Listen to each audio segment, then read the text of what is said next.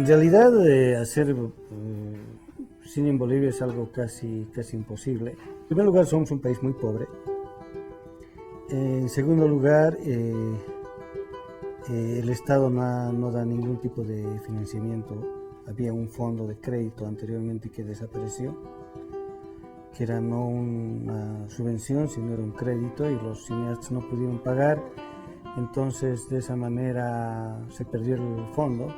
Entonces llega en la década, finales de la década de los 90, llega el digital que empieza, digamos, un poco a democratizar el uso de las imágenes en movimiento. Sin embargo, es rescatable porque ya se rompe un poco el privilegio de unas 4 o 5 personas que hacían en el pasado y hoy debe haber unos 30 o 40 nuevos directores que hacen cine y además lo bonito es que se ha diversificado en los géneros.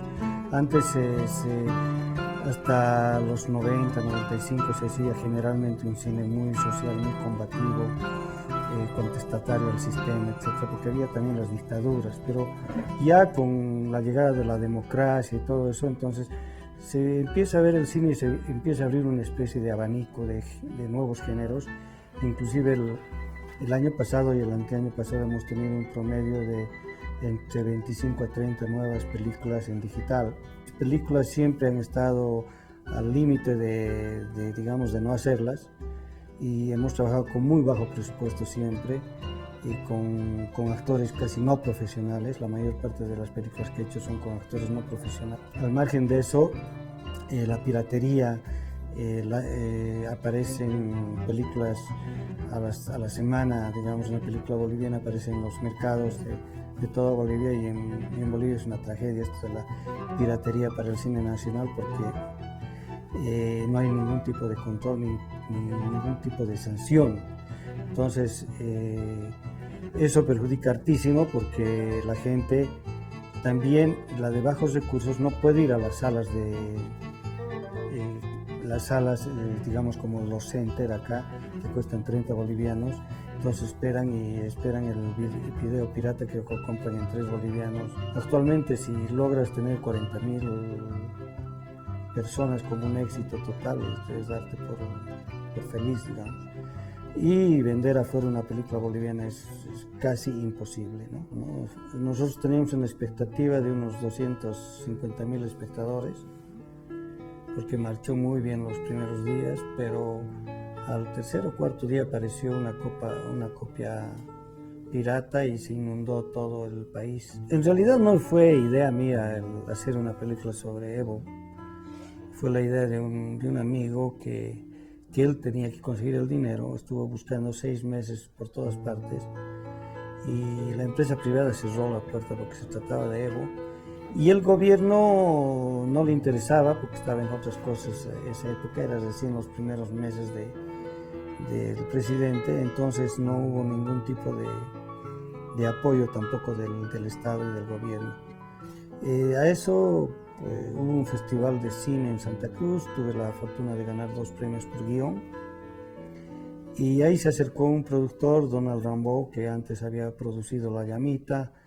Me dijo que él estaba muy interesado en la película de Evo, que él podía ver la manera de conseguir algún fondo, etcétera, etcétera. Y de esa manera, digamos, volvimos a retomar el proyecto para hacer la película de Evo. Y era seguramente por la curiosidad de que implicaba, bueno, ¿quién es este tipo que tanto lío nos hace, no? Entonces, de esa manera se hizo, no tenía ninguna intención política, porque yo quería mostrar más que todo el proceso desde su niñez hasta que toma el mando del país. Algunos de Evo estaban bastante disconformes porque ellos querían un superhéroe y los que eran enemigos de Evo no les gustaban, querían un villano. Entonces era bastante difícil contentar y creo que ha tenido mucho más éxito en el exterior porque la gente ha ido a ver una historia y no digamos, una acción netamente política, ¿no? Y cuando le preguntaron qué porcentaje tiene de veracidad de la historia, y él dijo, está entre 70 y 80%, que para nosotros ya es digamos, un halago en el sentido porque había muchas cosas que eran ficción, porque lo que buscamos y encontramos en la información sobre la vida de Evo era simplemente anécdotas, ¿no? Fue futbolista, fue ladrillero, fue cocinero, fue esto, fue lo otro, pero no teníamos una historia hilada. Entonces, con la película traté de armar una historia en base a esos pasajes de su vida, una historia que tenga un hilo conductor, si vale.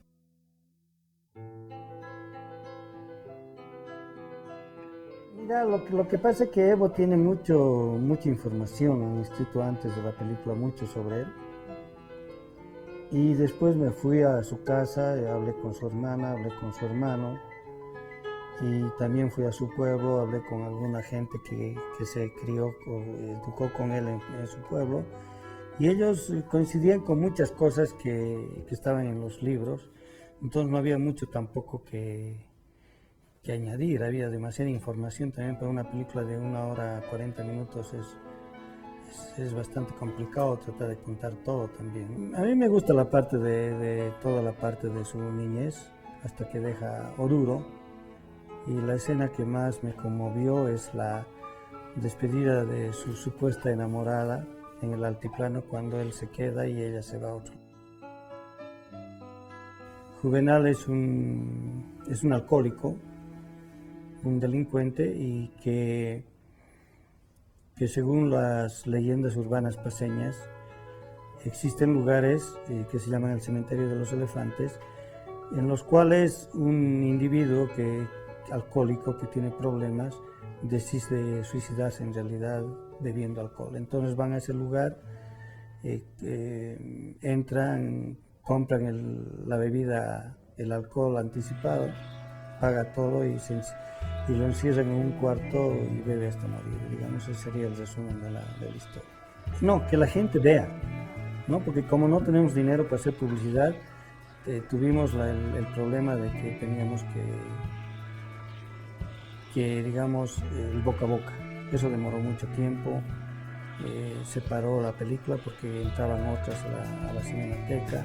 Les impresiona toda la película porque es una película muy dura, muy cruel, muy fuera de, digamos, de lo que habitualmente se ve, pero que llega al corazón, ¿no? O sea, no es una película moralista, no es una película que el alcohólico es malo, pero sí es una película que muestra el tormento de un ser humano como nosotros, ¿no? Entonces, eso es lo que más ha impactado en el exterior. Es un guión que lo escribí hace muchos años, es Boquerón, es sobre la guerra del Chaco. Bolivia tuvo una guerra en 1932 al 35 con Paraguay, una disputa de un territorio, y una de las primeras acciones fue la guerra, la batalla de Boquerón. Bolivia entra a ese fortín, era un fortín paraguayo, que toma con 600 soldados, y después de un tiempo vienen los paraguayos y llegan a ser 12.000, los rodean y es una encarnizada batalla de 600 contra 12.000, y en realidad es la historia de 4 jóvenes que están dentro del cerco, o sea, en el fortín boliviano, y que empiezan a recordar también sus vidas antes de la guerra como era. Casi imposible pasar en un circuito comercial una película boliviana.